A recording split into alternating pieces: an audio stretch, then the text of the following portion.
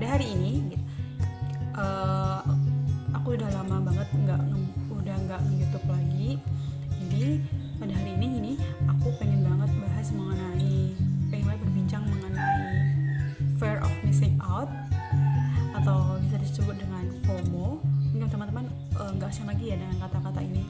Nah, menyaksikan di acara berbincang hari ini, teman-teman pernah nggak sih ketika kalian lagi nongkrong, lagi cantik, lagi reunian, terus ada yang bahas nih mengenai pencapaian mereka, mengenai kesibukan mereka, atau teman-teman lagi scroll Instagram, lagi lihat di Facebook atau manapun, teman-teman lihat kalian tuh melihat teman-teman kalian tuh udah sesukses itu, udah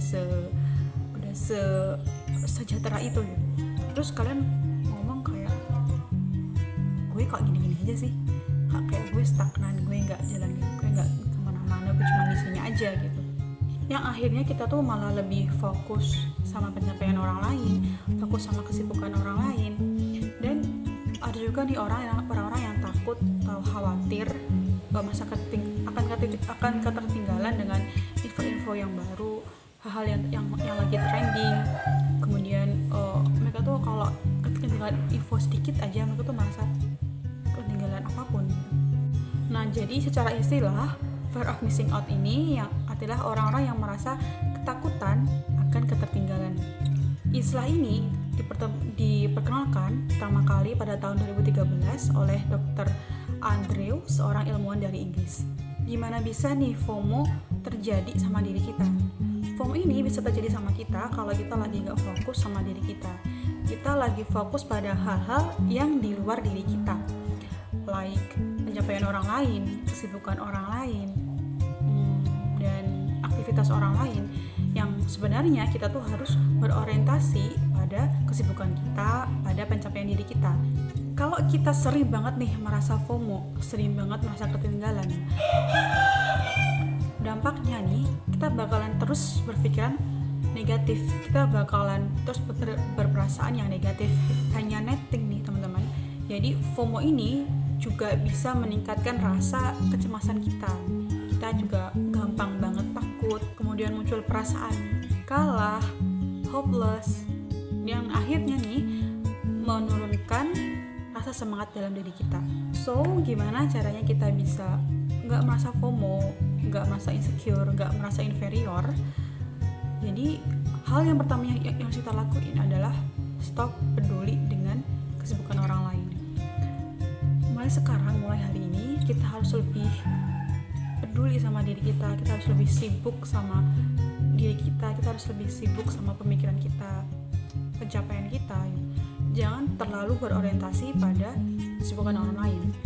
Tapi kalau teman-teman hanya berorientasi pada gimana nih mereka bisa sesukses itu, gimana mereka bisa sampai mencapai hal tersebut, lanjut setelah kita udah fokus sama diri kita, hargai dan peduli dengan semua yang ada pada diri kita. Lakukan hal yang bisa meningkatkan rasa kecintaan kita pada diri kita. Hargai setiap pencapaian yang kita alami, yang kita raih. Hargai hal-hal yang ada di sekitar kita, hal yang udah kita raih sejauh ini.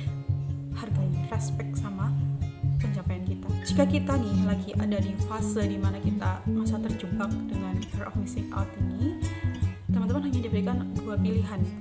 Yang pertama, teman-teman silakan bersedih, silakan cemas, silakan merasa kalah, dan terus aja terjebak dalam lingkaran FOMO tersebut.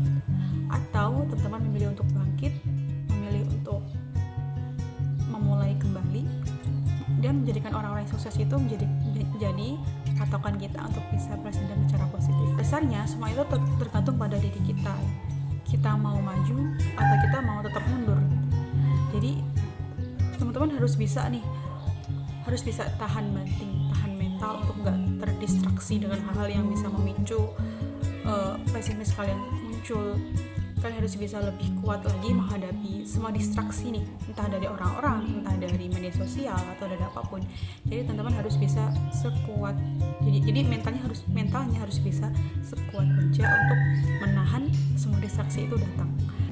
Kalian bisa lebih respect sama diri kalian, karena bagaimanapun hal-hal yang ada di dalam diri kita adalah tanggung jawab kita, karena hidup kita adalah tanggung jawab diri kita.